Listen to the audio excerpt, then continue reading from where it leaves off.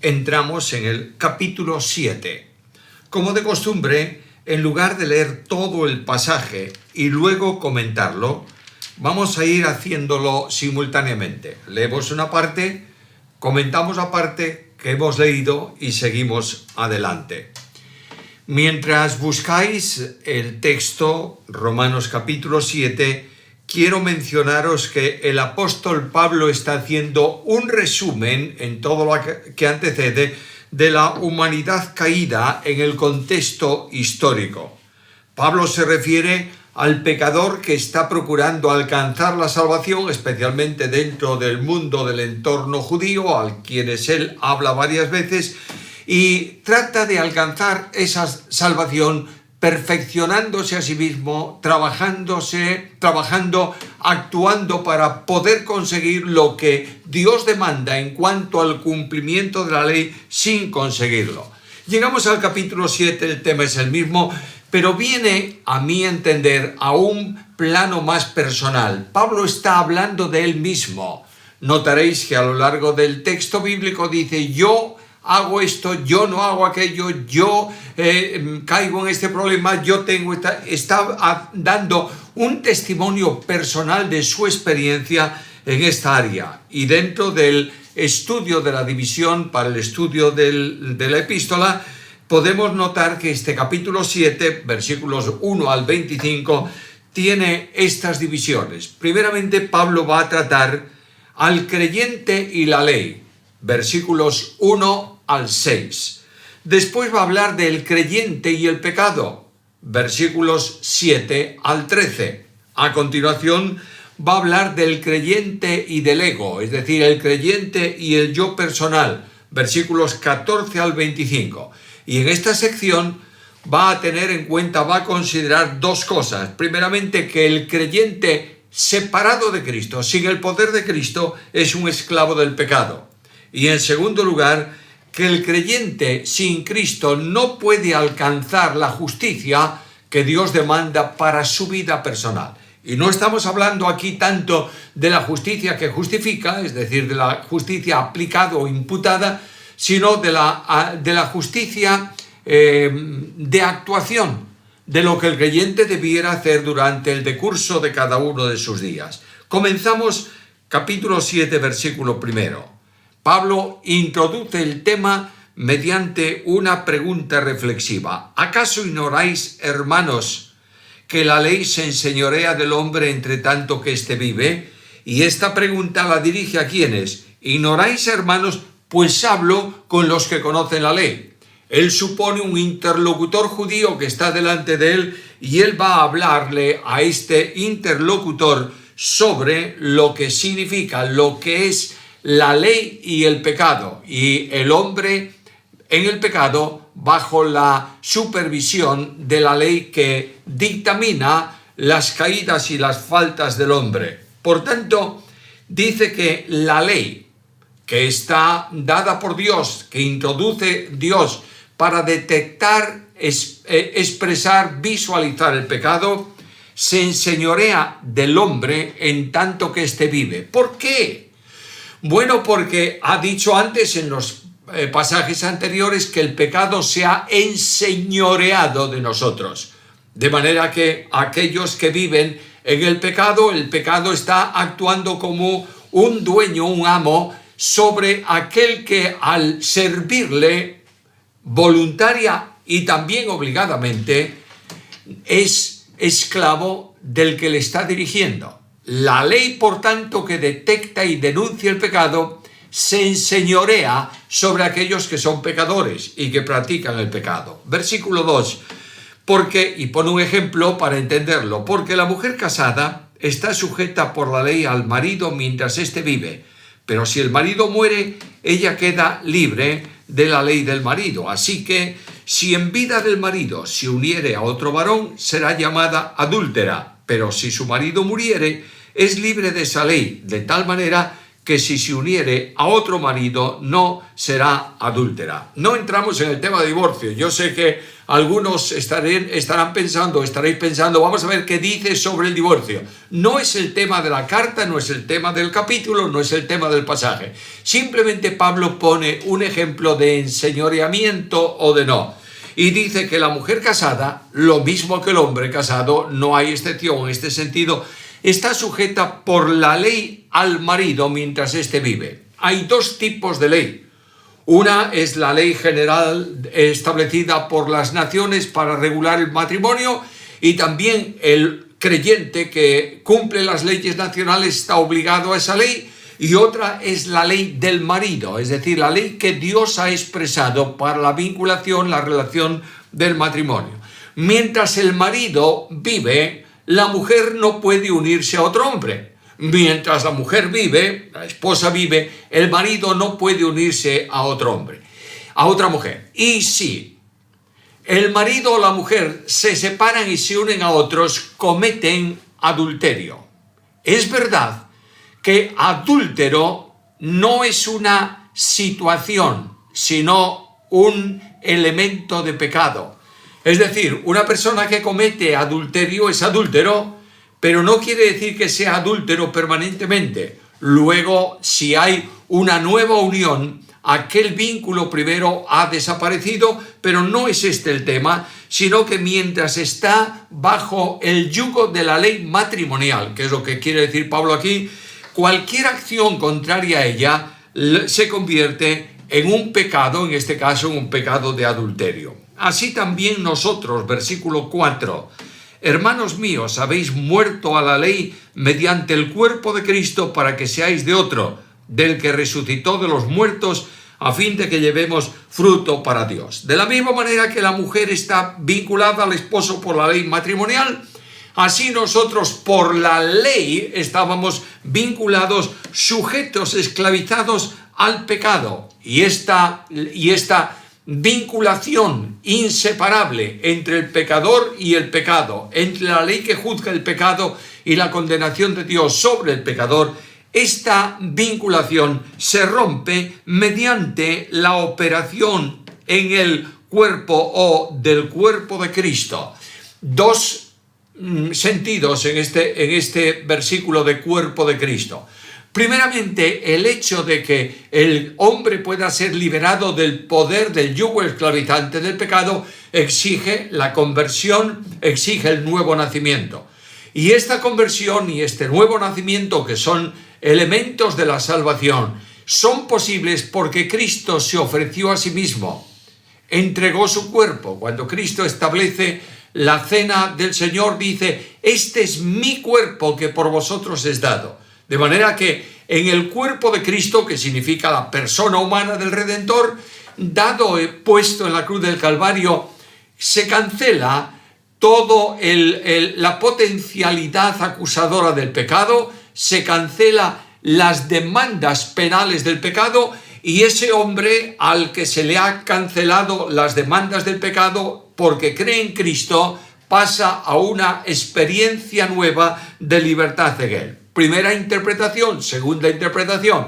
Solo es posible la liberación del pecado cuando el pecador que cree es puesto por el Espíritu de Dios en Cristo.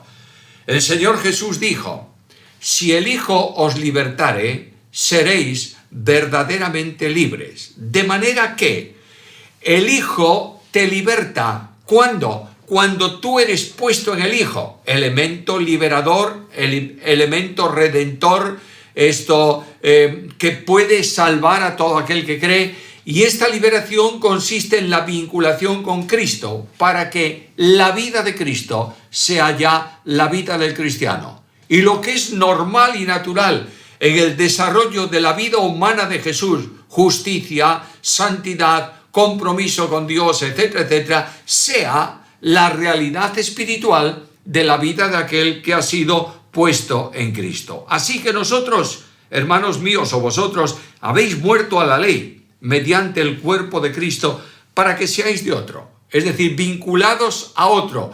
habéis sido habéis sido sacados de la esclavitud del pecado y habéis pasado al reino del Hijo de Dios, del amado Hijo de Dios, de Jesucristo, en el cual estáis en Cristo y tenéis libertad. Versículo 5.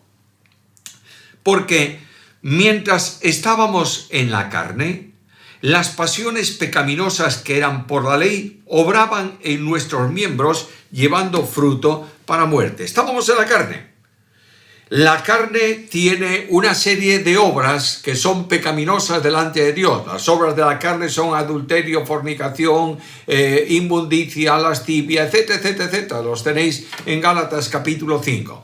Y estas obras que forman parte de la experiencia natural y propia del hombre no redimido, funcionaban impulsadas por la carne y el pecado que nos esclavizaba se manifestaba en ella. De manera que los miembros del hombre, el hombre en sí, la persona humana, estaba practicando el pecado. Y como el pecado es muerte, todas las obras pecaminosas que hacía llevan un fruto, el fruto de muerte. Mientras que el fruto del Espíritu es gozo, paz, amor, benignidad, en fin, todas esas perfecciones que son el reflejo de la condición personal y moral de Jesucristo y llevan fruto para vida. La práctica pecaminosa lleva fruto para muerte. Versículo 6. Ahora pues, estamos libres de la ley. ¿Por qué? Porque habéis muerto para aquella en que estabais sujetos, de modo que sirvamos bajo el régimen nuevo del Espíritu y no bajo el régimen de la ley. Es decir, hemos sido cambiados de posición. Por tanto, hay dos sistemas que están gobernando ahora la vida del creyente. ¿Por qué somos libres de la ley? Porque en la muerte de Cristo y en la vinculación con Cristo, la ley ya no puede exigir ninguna responsabilidad penal para el creyente. Ahora bien, ¿significa esto que el creyente, como no está bajo la ley, sino bajo la gracia, puede practicar el pecado? Bajo ningún concepto. Capítulo 6, versículo 14. Porque el pecado no se enseñoreará de vosotros, pues no estáis bajo la ley, sino bajo la gracia. En el capítulo 5, versículo 20, Pablo dice que la ley se introdujo para que el pecado abundase, es decir, para que se manifestase en toda la dimensión. Si no tuviésemos la ley de Dios que habla de la justicia y de la perfección que Dios demanda, el pecado podría ser considerado de mayor o de menor importancia. Pero cuando tú quebrantas un mandamiento de los que Dios establece, dice Santiago que aquel que quebranta un solo mandamiento se hace responsable de toda la ley. Porque cada mandamiento es ley y la ley contiene todos los mandamientos. Puede ser que tú digas, yo no cometo adulterio, pero si mientes, ¿eres transgresor de qué? ¿Del mandamiento? Sí, en cierta medida, pero eres transgresor de la ley. Ahora, es muy interesante que notemos que la enseñanza de Pablo avanza en este sentido, poniendo el contraste entre la gracia y la ley, de forma que la ley no queda eliminada como algo que no tiene valor, pero la gracia supera en todo las demandas de la ley para que podamos tener paz con Dios. Capítulo 5, versículo 1. Ahora, el creyente y la ley. Versículo 7. ¿Qué pues diremos? ¿La ley es pecado? En ninguna manera. Pero yo no conocí el pecado sino por la ley, porque tampoco conociera la codicia si la ley dijese o no dijese o dijese, no codiciarás. De manera que Pablo hace una pregunta. Luego, como estamos bajo la gracia, luego la ley es pecado porque está haciendo que el pecado sobreabunde. En manera ninguna. La ley es perfecta, santo, el mandamiento bueno y justo, pero este mandamiento de Dios detecta el pecado y lo hace sobremanera grande. El conocimiento del pecado se produce por medio de la ley. Vuelvo unos capítulos atrás de los que ya hemos considerado, capítulo 3, versículo 20. ya que por las obras de la ley ningún ser humano se justifica delante de él, porque por medio de la ley es el conocimiento del pecado. Los judíos pensaban que con el cumplimiento de la ley podían justificarse delante de Dios. Y Pablo dice, señores, la ley no está dada para justificación, sino para condenación. ¿Por qué? Porque es por medio de la ley que venimos al conocimiento del pecado. Capítulo 3, versículo 19. Sabemos que todo lo que la ley dice, lo dice a los que están bajo la ley, para que toda boca se cierre y todo el mundo quede bajo juicio. Por tanto, esta ley que detecta el pecado, que denuncia el pecado, es el gran acusador, es el acta de los decretos contrarios a nosotros. Dios estableció una cosa, tú practicas otra, el pecado se manifiesta por medio de lo que es contrario a lo que Dios expresó y todo el mundo queda bajo juicio de Dios. ¿Por qué? Porque Dios dijo, toda alma que pecare morirá. Lo digo de otra forma más simple, en el primer mandamiento que encontramos en la Biblia en relación con el pecado, cuando de él comieres, ciertamente morirás. Por tanto, el pecado en la ley presenta, evidencia el pecado y el pecador queda sometido al juicio de Dios. Capítulo 3, versículo 21. Pero ahora, aparte de la ley, al margen de la ley, fuera de la ley, se ha manifestado la justicia de Dios testificada por la ley y los profetas. La justicia de Dios por medio de la fe en Jesucristo para todos los que creen en Él. Por tanto, como no hay posibilidad de justificación por medio de la ley, Dios habilitó un medio de justificación, que es aplicando al pecador la justicia admirable de Jesucristo, y por medio de la justicia de Cristo cancela la deuda de nuestro pecado, y nosotros al estar en Cristo no solamente somos justificados, somos hechos justicia de Dios en Cristo Jesús. Ahora, ¿qué es lo que obra, lo que opera la ley? Mira por favor el capítulo 4 y el versículo 15.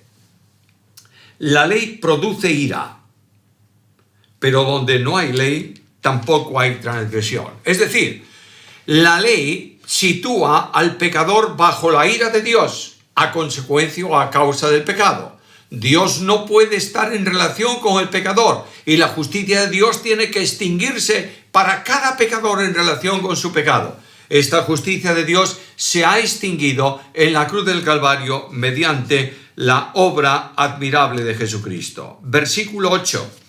Mas el pecado, tomando ocasión por el mandamiento, produjo en mí toda codicia, porque sin la ley el pecado está muerto. Es decir, el pecado que nos controla, nos domina, lo enfrentamos delante de la ley. Y yo descubro que aquello que era codiciable para mí, porque soy un pecador, todo ese panel enorme de elementos pecaminosos y de expresiones pecaminosas, vienen a ser detectados y cuestionados por la ley. Por tanto, la ley me conduce a entender que aquello que antes me satisfacía es contrario a la voluntad de Dios. Versículo 9. Y yo sin la ley vivía en un tiempo, pero venido el mandamiento, el pecado revivió y yo morí. La ley determina la acción del pecado y la realidad del pecado. Y como la paga del pecado es la muerte, la ley ha establecido judicialmente la evaluación de mis actos y me condena a muerte. El pecado se manifestó y yo morí. Versículo 10. Y hallé que el mismo mandamiento que era para vida, a mí me resultó para muerte. ¿Cómo entiendo esto? Dios no ha dado la ley para que el hombre muera. Ha dado la ley para que el hombre viva. Es verdad que la ley detecta el pecado y por tanto evidencia que la paga del pecado es la muerte. Esto es verdad. Pero la Biblia dice una y otra vez que cuando tú cumples los mandamientos, andas en los mandamientos, vivirás por ellos o vivirás en ellos. En ese sentido, no es que te justifiquen, pero es el modelo, la norma, la forma de vida. Amarás a Dios sobre todas las cosas y al prójimo como a ti mismo. Este es el sistema de vida que Dios bendice y que el hombre quisiera hacer. ¿Lo puede realizar? No. ¿Por qué? Porque el pecado que mora en él le lleva a una a una acción de concupiscencia, de pecado, que quebranta ese mandamiento. Porque, versículo 11, el pecado, tomando ocasión por el mandamiento, me engañó y por él me mató. El pecado toma ocasión, es decir, me incita a realizar algo que está prohibido en el mandamiento. Tú sabes que tienes experiencia seguramente con los niños. Le dices a un niño, no toques eso. Y basta que se lo digas para que él te esté mirando a los ojos y extienda la mano para tocar aquello que has prohibido. De la misma manera, viene la tentación diabólica que utiliza también la carne como trampolín, viene la concupiscencia propia de la naturaleza caída, y la Biblia en los mandamientos me dice honrar padre y madre. Y yo digo, ¿por qué motivo yo tengo que hacerlo? Y busco una vía para escaparme del cumplimiento de ese mandamiento, de manera que el pecado me engaña y me mata a través de lo que el mandamiento establece. Versículo 12. De manera que la ley a la verdad es santa, y el mandamiento santo, justo y bueno. Naturalmente, la ley es santa porque procede del santo. Todo cuanto procede de Dios, y Dios es santo, infinitamente santo, es también santo. La Biblia, palabra de Dios, es santa. ¿Por qué? Porque procede de Dios. No hay pecado, no hay contaminación, no hay errores en ella. De manera que la ley es santa. Y dice, cada uno de los mandamientos que yo quebranto es, además de ser santo, es justo y es bueno. Naturalmente, no matarás. Es un mandamiento santo, por supuesto, porque es una advertencia de aquello que el hombre hace contrario a la vida. Dios es vida, por tanto el que mata está contradiciendo a Dios y quebrantando uno de sus mandamientos. El mandamiento es santo, pero además de santo es justo, porque lo que es injusto es sacarle la vida a otra persona, y es además bueno, porque si todos fuésemos capaces de vivir en un mundo de una relación correcta unos con otros, es un mandamiento bondadoso que evita problemas hacia el prójimo o la práctica de aquello que es contrario a la voluntad de Dios. Luego, versículo 13, lo que es bueno vino a ser muerte para mí. No lo que es bueno, no el mandamiento produce muerte, sino que el pecado, para mostrarse pecado, produjo en mí la muerte por medio de lo que es bueno, a fin de que por el mandamiento el pecado llegase a ser sobremanera pecaminoso. Es decir, la ley no produce, el pecado no conduce al pecado, todo lo contrario. La ley y el mandamiento es bueno y produce una vida de bondad y una vida de justicia delante de Dios. Pero este mandamiento, que es bueno a causa de mi pecado, se cambia de una acción benéfica para mí en una acción que revela la pecaminosidad grande, sobreabundante del pecado. Porque sabemos, versículo 14, que la ley es espiritual. Y ahora notad esto, por favor. La ley es espiritual, pero yo soy carnal. Y esta palabra carnal en Pablo es mayoritariamente usada para referirse a la naturaleza adámica, es decir, a la herencia propia que traemos desde Adán. El que anda carnalmente anda bajo el poder de la carne.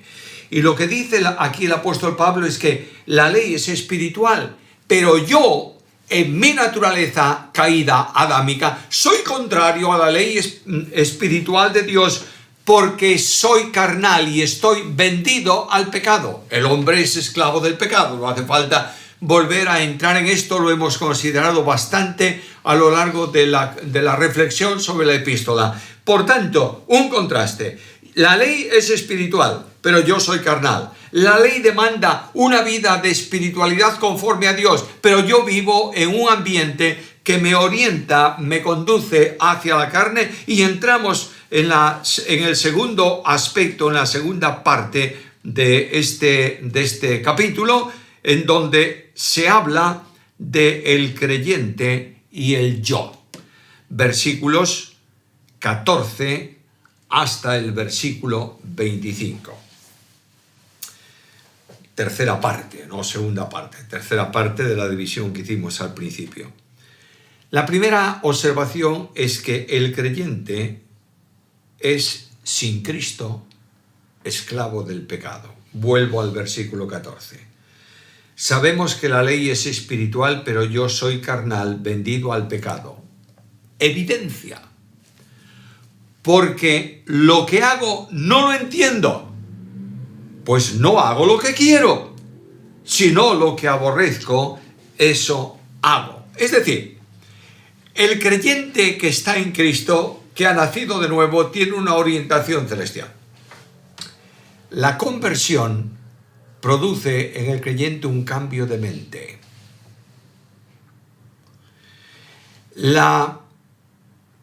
Cuando tú crees, no solamente hay un ejercicio de fe, que es lo que salva, justificados pues por la fe, sino que se produce simultáneamente con esa fe que cree un cambio en la persona, un cambio que se llama técnicamente arrepentimiento y que tiene que ver con una mente orientada, cambiada y dirigida en un sentido contrario totalmente a aquella orientación que como hombres naturales tenemos.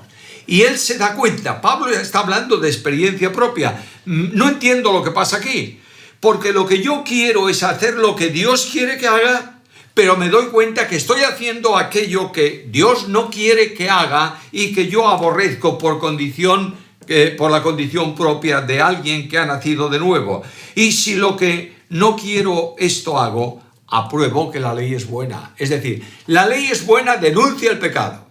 Yo estoy viviendo en ocasiones en una esfera de carnalidad. La ley me acusa y la ley es buena, pero lo que me está demostrando es que yo no hago lo que la ley demanda, aunque lo quiera, porque es imposible que por mí mismo lo pueda hacer. De manera que ya no soy yo quien hace aquello, sino el pecado que mora en mí. Es decir, ¿el creyente desea hacer la voluntad de Dios? ¿Sí o no? Sí, por supuesto.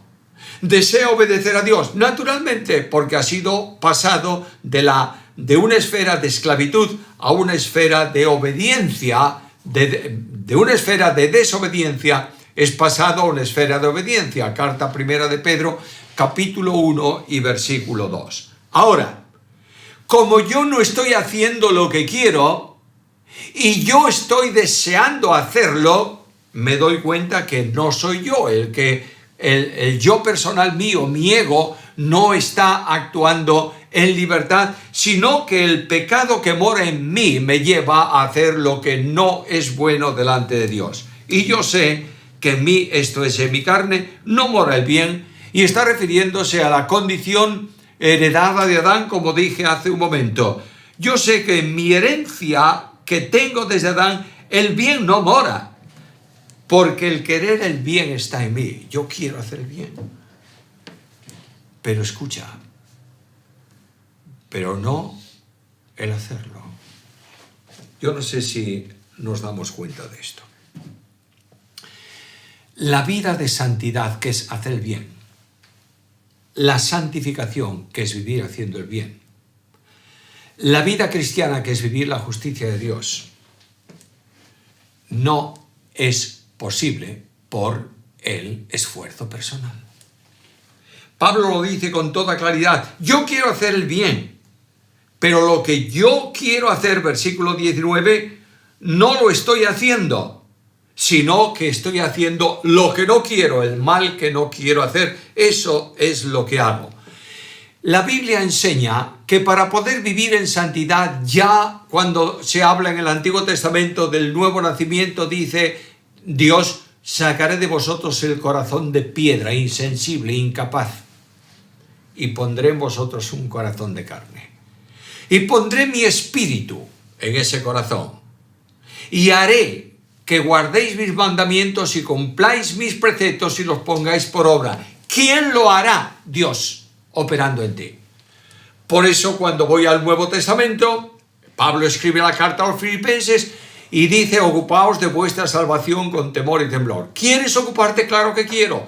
¿Quieres vivir una vida de santidad? Sí quiero. ¿Por tu esfuerzo personal? No puedes. Pero Dios es el que en vosotros produce el querer y el hacer por su buena voluntad.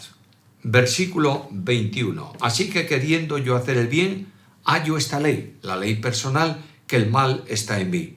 Porque según el hombre interior, y está hablando del hombre regenerado, del hombre espiritual, me deleito en la ley de Dios, pero observo en mi ley, en mis miembros, otra ley que se revela contra la ley de mi mente y me lleva cautivo a la ley del pecado que está en mis miembros. Es decir, la naturaleza adámica caída está luchando, está llevándome, está forzándome a una vida distinta que yo no puedo frenar porque yo soy como hombre así.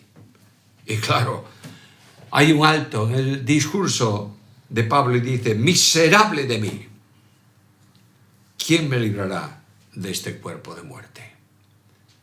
Quiero, pero no puedo. Pero inmediatamente Pablo no deja ahí el lamento, como si no tuviésemos solución al problema. Gracias doy a Dios por Jesucristo, Señor nuestro.